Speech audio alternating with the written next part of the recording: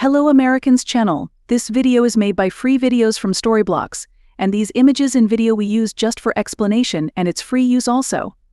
Woman finds jar full of cash in backyard, then her neighbor tells her this. Julia hadn't lived in the house long, just 3 weeks since the moving van pulled away and she began calling it home.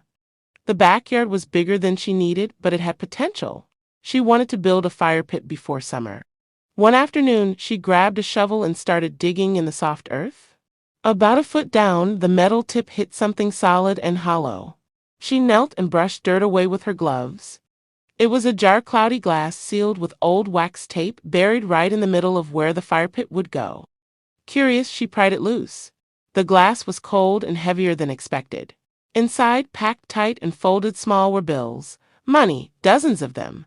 Old 20s and 50s. Some cracked with age. Her heart started racing. She brought it inside, washed the dirt off, and carefully peeled the tape away. The bills were brittle but intact. She counted slowly. $4,220 in total.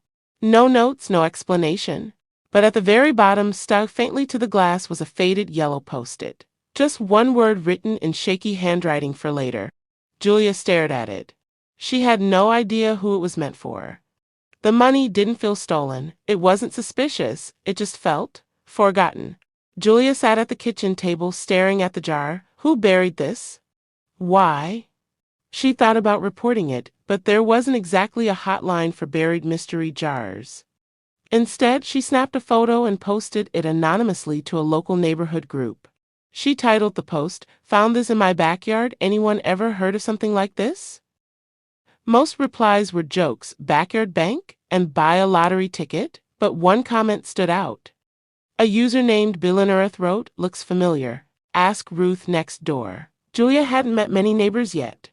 The house to her right belonged to an older woman, quiet, tidy garden, lace curtains. The name matched. The next morning, jar in hand, Julia walked next door and knocked gently on the screen door. Ruth opened the door, sharp-eyed and polite. "You must be the new McCarthy," she said. Julia introduced herself, then hesitantly held up the jar.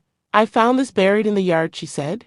Ruth took it carefully, turned it in her hands, and narrowed her eyes.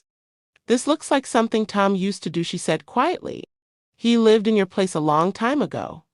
Tom, Ruth explained, had been a private man. He lived alone after his wife passed. Always had backup plans, cash hidden around, generators in the shed, water barrels underground. "Old school survivalist," she chuckled softly. "Said you couldn't trust banks?" Ruth paused, tapping the lid. "He once told me if anything happens, I'll have something for later." Julia stared. "He buried money?" Ruth nodded. "Probably more than once." Julia thanked her and returned home, thoughts spinning. Her last name was McCarthy, same as Tom's, but there was no known relation. The house had passed through 3 owners since. No one mentioned hidden cash in the purchase paperwork. She Googled him. An obituary came up. Thomas McCarthy, died 2004. No children, no surviving spouse. She felt a strange connection now, like the jar wasn't meant for her but still found her. That weekend, she couldn't help herself. She bought a metal detector off Marketplace and started scanning the yard. Not obsessively, just methodically. Every beep made her heart jump, but it was mostly nails, rusted screws, or tabs. On the 4th day, she hit something. Same depth. Same sound. She dug fast and messy, but it wasn't a jar, just an old brass pipe cap. She sighed and filled it back in. Still, something about it stuck with her. The phrase "for later." It sounded like hope, or desperation, like someone saving something in case everything else fell apart. She didn't need the money, not urgently. But she couldn't spend it either. It felt wrong, like cash pulled from someone else's unfinished sentence. That night, she wrapped it in a towel, placed it in a drawer, and tried to forget about it. But forgetting didn't work. A week later, she walked past the fence line and noticed something odd, a small patch of soil sunken in.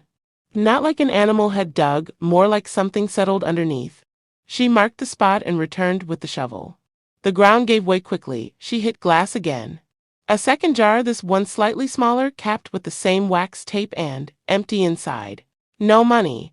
Just a rolled-up scrap of notepaper tucked inside. Julia unfolded it slowly, half expecting gibberish or rot. It was neat, short, and oddly calm. It read, "If you found this, I hope you needed it more than I ever did." Her chest tightened. This wasn't some accident or lost item. This was deliberate. Someone had left these jars behind quietly, intentionally, for whoever needed them most. She looked around the yard. It was quiet, warm. Sunlight poured over the fence. But now it felt different, like she wasn't just walking on land but across someone else's decisions. She suddenly wondered how many other yards had secrets like this. How many people had left behind small acts of faith, hoping someone would stumble upon them at just the right time. She returned to Ruth's house and showed Orr the second jar. Ruth's eyes softened. "That sounds like Tom," she said. "He was always saving, but never for himself. He used to say money is more useful in the right hands than in a bank vault." Ruth added, "Maybe he didn't trust institutions. Or maybe he just wanted to help someone he'd never meet." Julia quietly agreed it felt like that.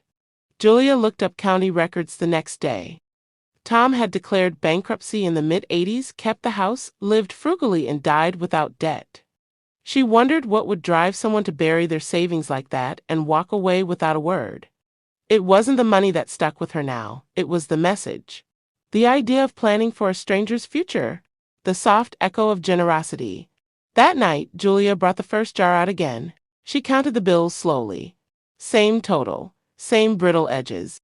Then, on impulse, she added $100 of her own in fresh bills tucked under the rest. She resealed the lid with wax from a candle and pressed it closed. In the morning, she carried it out to the yard to a spot near the maple tree. And she buried it again. She marked the spot with a flat stone. Nothing obvious, just a small silent gesture. A continuation of something she hadn't started but didn't want to end. The jar wasn't hers, not really. It belonged to someone else now. Whoever came next.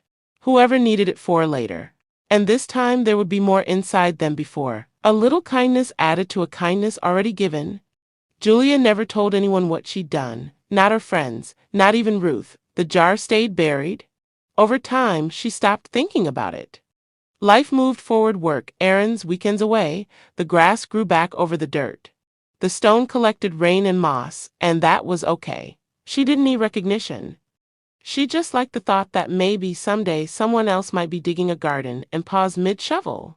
And when they did, they'd find the jar, wonder about it, open it carefully, see the bills, feel the same surprise she had. And they'd read the note, "If you found this, I hope you needed it more than I ever did." Maybe they'd keep it. Maybe they'd add to it. Maybe they'd write a new note, a small cycle of quiet generosity passed on in dirt and glass. Years later, Julia sold the house. She didn't mention the jar. Some things are meant to be found, not told. She moved to a smaller place, closer to family, but sometimes she still thought of that yard. The fire pit never got built. But something better did, something invisible, buried, waiting. And that was enough.